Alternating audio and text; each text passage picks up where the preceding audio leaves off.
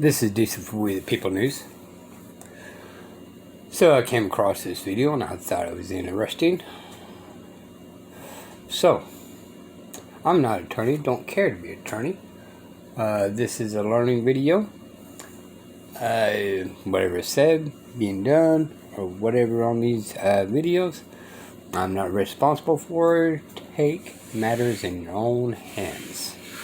For I do never look straight forward.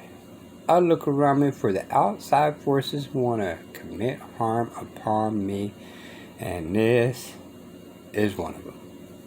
So, we'll just get into it. You'll understand as we go on. Fear is one of the most powerful human emotions. While highly useful in situations where threat of immediate harm exists, it is the most debilitating and dangerous of emotions when present unnecessarily. In this video, we will examine how fear can be used as a tool to manipulate others, and how those in positions of power, past and present, have effectively used fear to control certain aspects of society.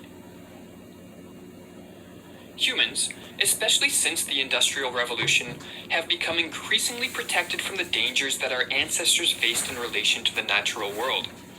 But as mankind's fear of nature and the elements has fallen, in its place many other fears have come to fill the void. Some of these fears have arisen in response to real threats, but many have been in response to things imagined, as the Stoic philosopher Seneca pointed out. There are more things likely to frighten us than there are to crush us. We suffer more often in imagination than in reality. While some of these imagined fears are of one's own making, many are the consequence of narratives created by those in positions of power. Individuals looking to take advantage of and manipulate others have long realized the power of fear. When one is gripped by fear of a threat, real or imagined, their rational and higher cognitive capacities shut down, making them easily manipulated by anyone that promises safety from the threat. No passion so effectually robs the mind of all its powers of acting and reasoning as fear, wrote the 18th century philosopher Edmund Burke. Ruling classes for thousands of years have understood the power of intentionally invoking fear in their subjects as a means of social control. Henry Frankfort, in his book The Intellectual Adventures of Ancient Man, noted that between 1800 and 1600 BC, a fear psychosis spread through ancient Egypt, precipitated by the invasion of foreign rebels hungry for power and conquest. Initially, this fear psychosis was justified by a real threat. Yet even when these foreigners were successfully driven far away from Egypt, the ruling powers sought to artificially maintain fear among the population, realizing that a fearful population is easier to control than a fearless one, as Frankfort explained. The common desire for security need not have survived after the Egyptian Empire extended the military frontier of Egypt well into Asia, and thus removed the peril from the immediate frontier. However, it was a restless age, and there were perils on the distant horizon which could be invoked to hold the community together, since unity was to the advantage of certain central powers. A fear psychosis once engendered remained present, and there were forces in Egypt which kept alive this fear psychosis in order to maintain the unified purpose of Egypt. The artificial construction and maintenance of fear in a population by a ruling class has remained pervasive from the time of ancient Egypt up until the modern day. Oppressive governments often maintain their grip on a nation by continually invoking fear, and then proceeding to claim that only they, the ruling powers, have the means and ability to protect the population from such a threat. The whole aim of practical politics, wrote H.L. Mencken, is to keep the populace alarmed and hence clamorous to be led to safety, by menacing it with an endless series of hobgoblins, most of them imaginary. John Adams, one of the founding fathers of America, echoed this sentiment, writing, "Fear is the foundation of most governments."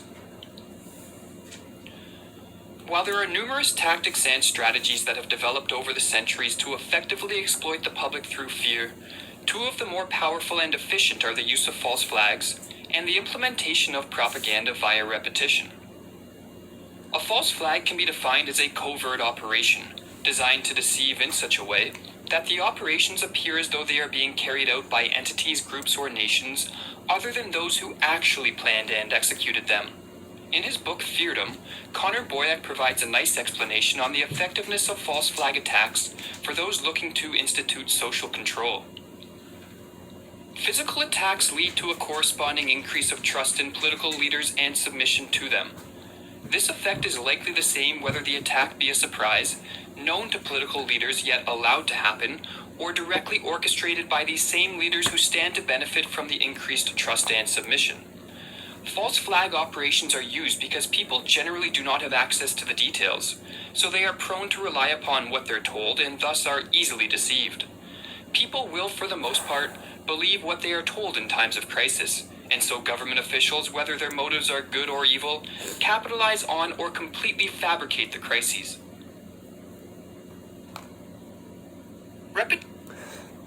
Remember, our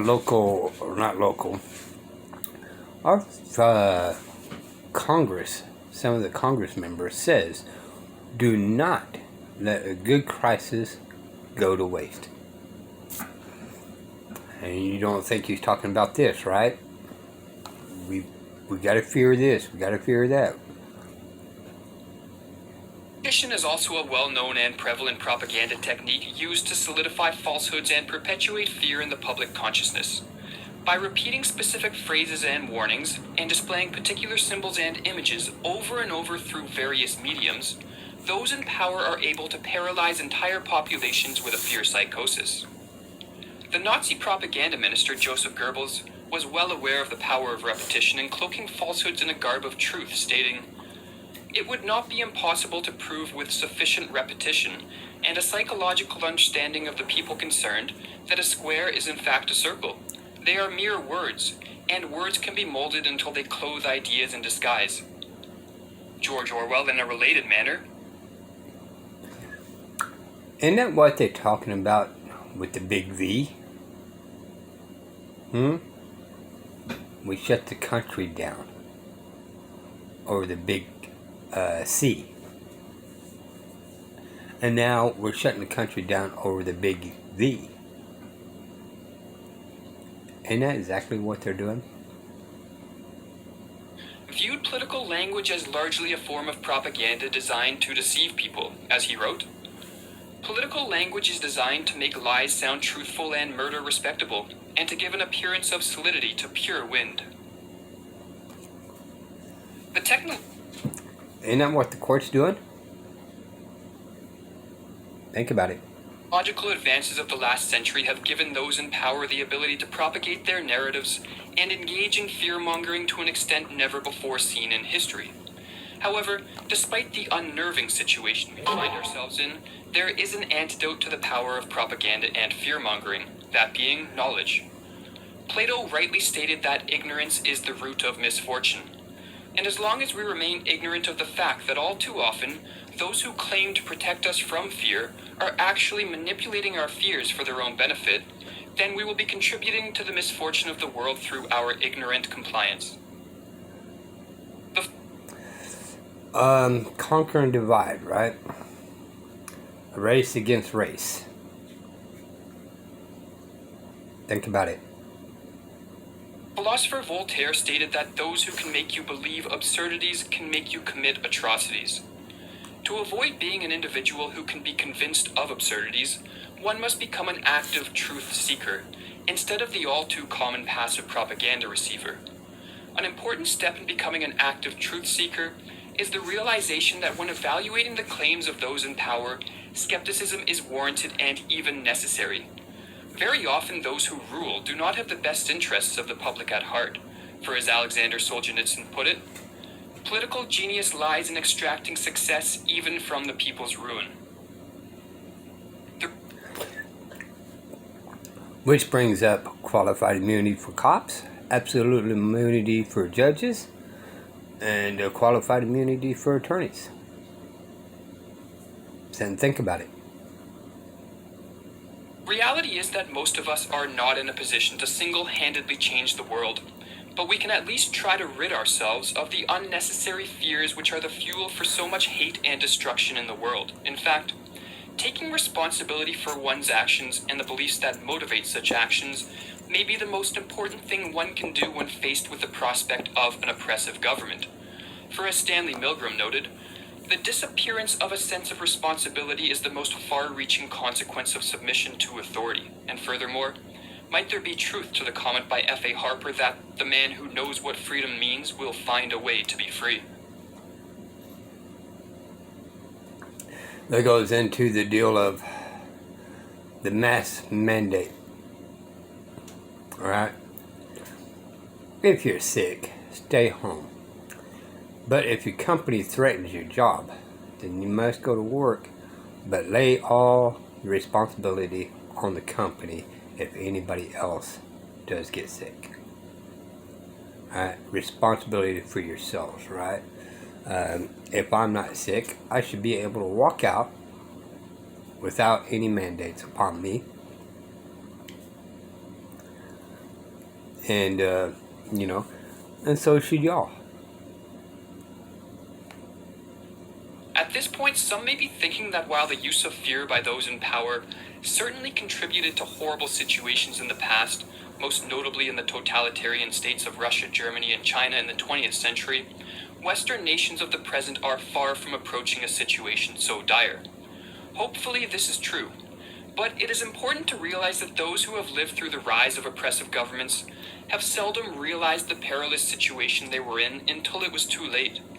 We will conclude this lecture with a fascinating but ominous passage from the book They Thought They Were Free, which is based on interviews with normal Germans who lived during the Nazi regime.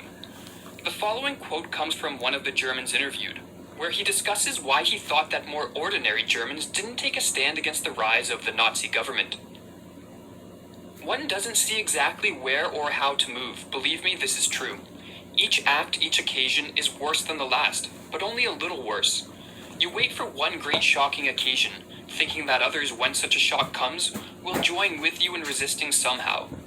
But the one great shocking occasion when tens or hundreds or thousands will join with you never comes. That's the difficulty. If the last and worst act of the whole regime had come immediately after the first and smallest, thousands, yes millions, would have been sufficiently shocked. But of course this isn't the way it happens. In between comes all the hundreds of little steps, some of them imperceptible, each of them preparing you not to be shocked by the next. And one day too late your principles, if you were ever sensible of them, all rush in upon you. The burden of self-deception has grown too heavy, and some minor incident collapses it all at once, and you see that everything has changed. Now you live in a world of hate and fear, and the people who hate and fear do not even know it themselves. When everyone is transformed, no one is transformed. I'm Jason Day, husband, father, and son Yeah, I of didn't my think amazing about mum that. Denning, who lives with stage 4 non-small What cell are we lung going cancer. to now, Adding y'all? biomarker testing to the equation helped us better understand my mum. What are we going through now? Family has got to tell family, or tell on family about not having a big V. You know, family Ladies and gentlemen, welcome to are another going event after- at the Inamori International Center. going after family for not wearing the Muslim.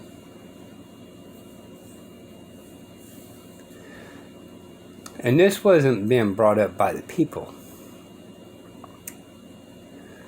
It's the network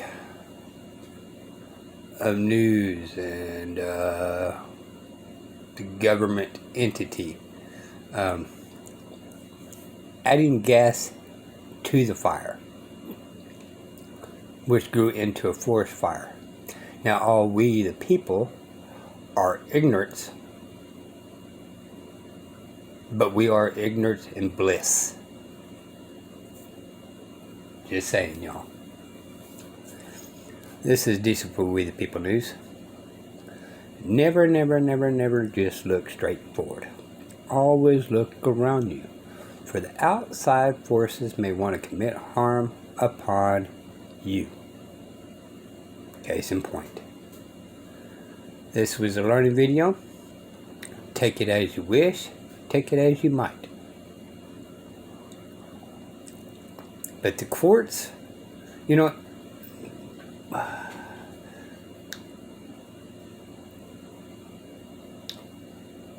why do we get attorneys? Because the courts feared us. And now we fear them. Right? During the beginning, we had control. But with attorneys and manipulations of words, using word trickery, they can put the most innocent in prison. Because we are not understanding the words they define to themselves and not to us. So, the most innocent, with or without attorney, can go to prison, and that puts fear into everybody wanting to get an attorney. They use the Second Amendment to say how mean and bad these guns are. When they're a thing, they're asleep. There's a cop watcher that went to prison because he made a plea deal. And they went to the house to arrest him because he had weapons. You know what was in that house? A fire poker and a baseball bat, and they called it a weapon. Now to us, that's not a definition of weapons. But to the courts, it is. So when I say trickery words in court, you guys, I'm not lying. I'm not exaggerating. You're agreeing to something that you do not understand. And this is what this guy did. He agreed to something he did not understand. So when he was around a fire poker in his family's house, he got charged with deadly weapon. And baseball bat got charged to account of deadly weapons. That's not deadly weapons. Diesel for We the People News. Bye, y'all.